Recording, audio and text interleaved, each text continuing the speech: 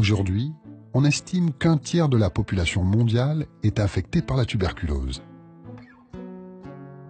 Le responsable de cette pandémie est une minuscule bactérie, le Mycobacterium tuberculosis.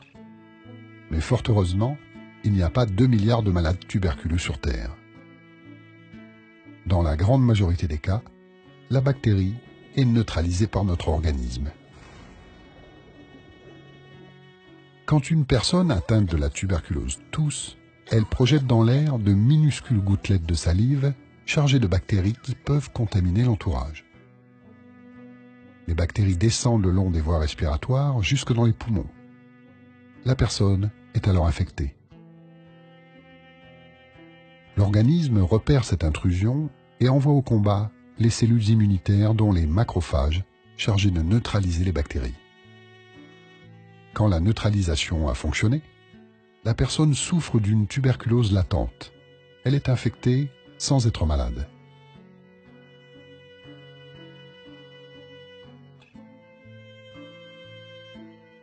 Dans 5% des cas, cependant, chez les jeunes enfants en particulier, le système immunitaire est battu. Les bactéries se multiplient et la personne tombe malade.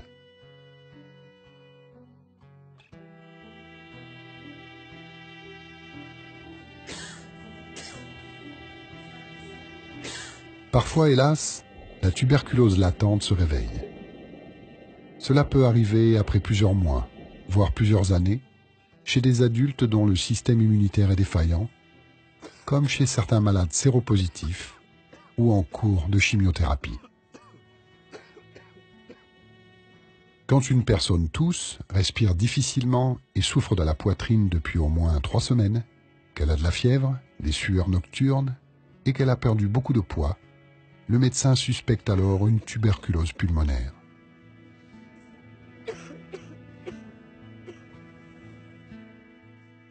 Il existe d'autres formes plus rares de tuberculose. La bactérie peut profiter du sang ou du système lymphatique pour voyager à travers le corps. Elle se loge dans les ganglions lymphatiques, les articulations, l'appareil digestif, le système nerveux central, le foie ou le cœur, où elle provoque de nombreux dégâts.